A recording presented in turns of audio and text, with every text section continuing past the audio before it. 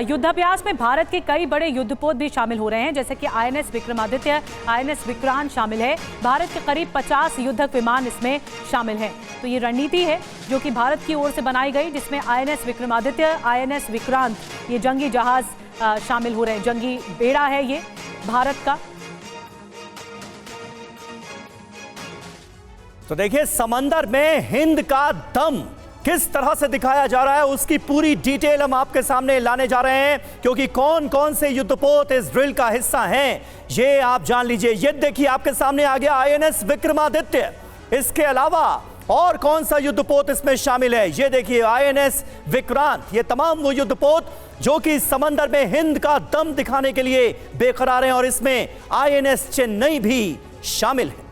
जी हाँ, इसके अलावा फाइटर जो प्लेन्स हैं, जो फाइटर विमान होते हैं, उसके जरिए 29K मिग 29K, जिसमें तेजस भी शामिल है, P-8I समुद्री टोही, पनडुब्बी रोधी विमान और कुल 20 युद्धपोत, 50 युद्धक विमान इसमें शामिल हैं। अंजू हमारे साथ लगातार विशाखापट्टनम में बनी हुई है। विशाखापट्टनम में पहली बार ये आयोजन हो रहा है अंजू, और इसीलिए भी सबकी निगाहें इस वक्त विशाखापट्टनम में हैं। कुछ देर में ये जो वॉर एक्सरसाइज से जुड़ी हुई शानदार तस्वीरें हैं, शौर्य से भर देने वाली तस्वीरें, वो सामने आएंगी।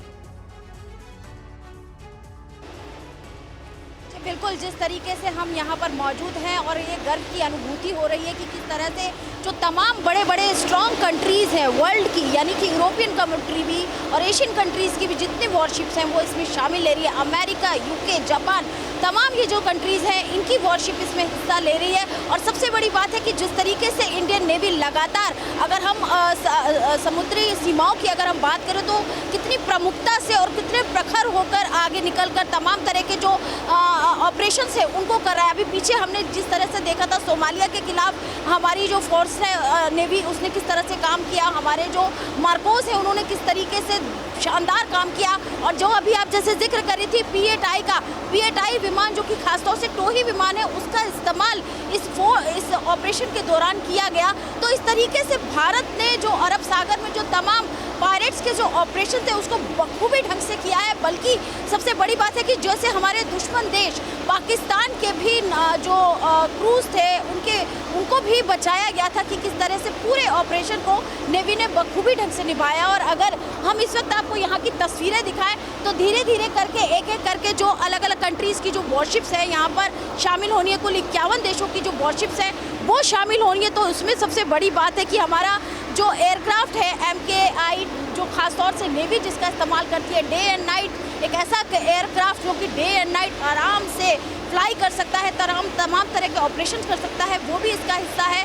भारत का जो तेजस एयरक्राफ्ट है जिसका इस्तेमाल नेवी के लिए भी किया जा रहा है, वो भी इसका हिस्सा है।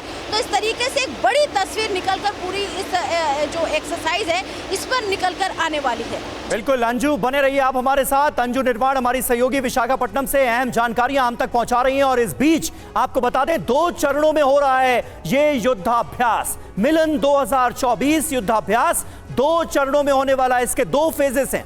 इन 2 चरणों में क्या होगा ये अब हम आपको बताते हैं। मिलन 2024 युद्धाभ्यास 2 फेजेस में हो रहा है। इन 2 चरणों में होगा क्या, इसकी भी डिटेल अब TV9 भारतवर्ष आपको देने जा रहा है। यानी हार्बर फेज और कॉम्बैट फेज की पूरी डिटेल अब आपके सामने होगी।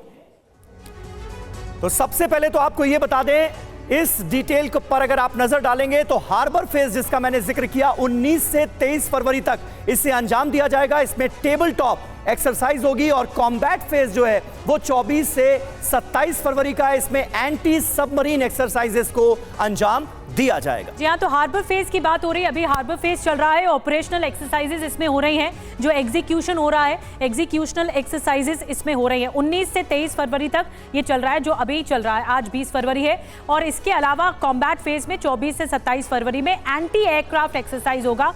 ये भी बहुत महत्वपूर्ण होगा। जी हाँ, और इसके तहत अगर आप हार्बर फेज की बात करें तो सबमरीन रेस्क्यू को इसमें शामिल किया गया। वहीं कॉम्बैट फेज में हम सबकी नजरें वेपन फायरिंग का जब प्रशिक्षण दिया जाएगा या फिर इसकी एक्सरसाइज होगी तो उस पर भी सबकी नजरें होंगी, जो कि 24 से 27 फरवरी तक अंजाम दिया जाना है। तो कुल मिलाकर 2 बड़े फेज हैं, हार्बर फेज और कॉम्बैट फेज, जिसके तहत इस वॉर एक्सरसाइज को अंजाम दिया जाना है। जी हाँ समीर, और स्टिमुलेटर फेज जो होता है वो भी सामने देखने को मिलेगा। हार्बर फेज में फायर फाइटिंग ड्रिल है, ये सर्च रेस्क्यू ऑपरेशन भी कॉम्बैट फेज में फिर देखने को मिलेगा। ये दोनों फेजेस बहुत इंपॉर्टेंट है, 2 फेजेस 2 चरणों में इसे आगे तक पहुंचाया जा रहा है। मैं चाहूंगी श्याम कुमार जी, कैप्टन हमारे साथ जुड़े हुए, नेवल कैप्टन, जिसमें मैरीटाइम सेमिनार और तमाम चीजें इसमें शामिल की गई हैं। श्याम कुमार जी, आप अगर समझा पाएं इन दोनों फेजेस को थोड़ी आसान भाषा में, हार्बर फेज क्या होता है और कॉम्बैट फेज क्या होता है, कैसे लोग जान पाएंगे इसे?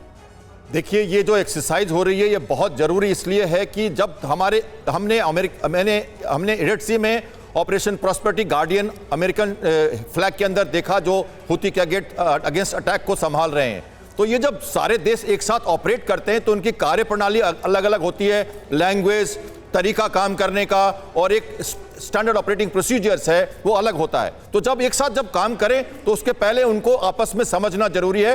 तो हार्बर फेज में war games, table top simulated exercises, एक दूसरे के साथ आदान प्रदान, उनकी नीति, उनकी पॉलिसीज को समझना, उनके तरीकों को समझना, ये जरूरी है। और इसके साथ वो सी फेज में उसका कार्यान्वयन, जैसे surface to surface firing live होगी, air to surface firing, cross deck landing, aircraft control, दूसरे शिप को दूसरे शिप में ले जाना, किसी को किसी शिप में उतारना। तो जब मलेशिया और भारत के शिप एक दूसरे से मिलेगी तो हेलीकॉप्टर को लैंड भी कराना है, फायरिंग भी करनी है, तो ये होगा एक्सरसाइज। इसके साथ जब हम देखते हैं कि किसी को सबमरीन रेस्क्यू है, सर्च एंड रेस्क्यू है, बहुत बड़ा समुंदर है, बहुत बड़े ओशन है, तो एक साथ रिसोर्सेज मैनेजमेंट जब तक ना करेंगे, एक दूसरे को सहयोग नहीं करेंगे, जरूरत पड़ने पर हम चैलेंजेस को मीट नहीं कर सकते। तो मर्चेंट शिप्स को, सी फेयरर्स को कॉन्फिडेंस देना, सी लेन्स ऑफ कम्युनिकेशन को पूरी तरह से रूल बेस्ड रखना, और ब्लू इकोनॉमी और भारत की जो इकोनॉमी है उसको हमेशा आगे ले जाने में समुद्री रास्तों को खोलना जो बहुत जरूरी है।